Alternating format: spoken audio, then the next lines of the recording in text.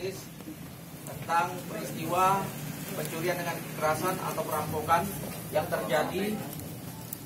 yang terjadi pada tanggal 9 Januari 2019 di rumah korban, yaitu Bapak Heri Mulyono Wigno Pranoto.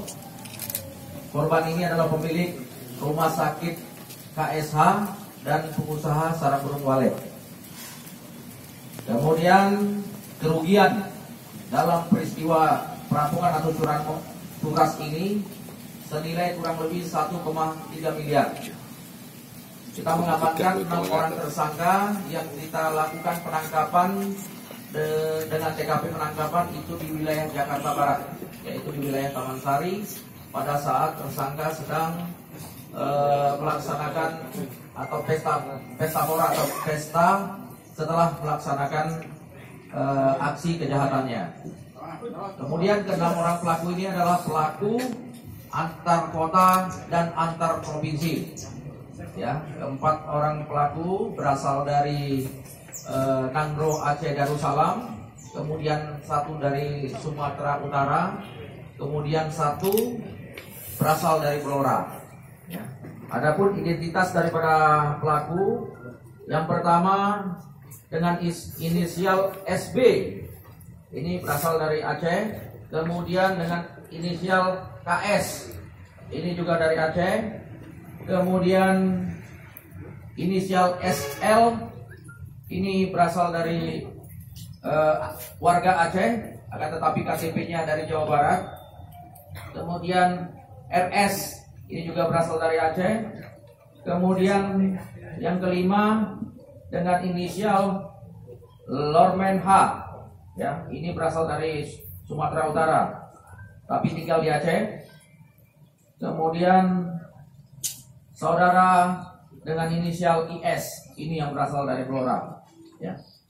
Kronologis penangkapan kasus ini berasal dari hasil olah TKP kita dan keterangan-keterangan saksi yang kita ambil dari TKP, yang mana pada saat pelaku ini memasuki rumah daripada korban itu dengan membuat tangga untuk memanjat tembok daripada korban. Kemudian di tembok tersebut ada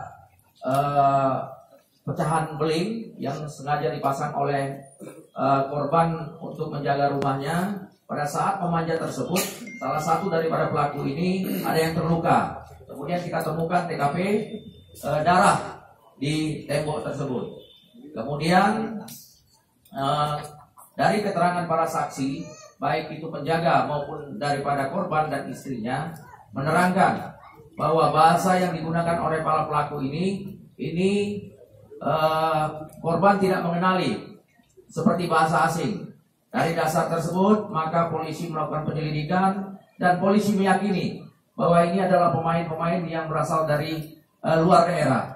Sehingga kemudian kita kembangkan dengan sumber informasi kita, dan akhirnya kita lakukan penangkapan di Jakarta tepatnya. Dan alhamdulillah ke-6-nya berhasil tertangkap dengan barang bukti yang saat ini rekan-rekan lihat.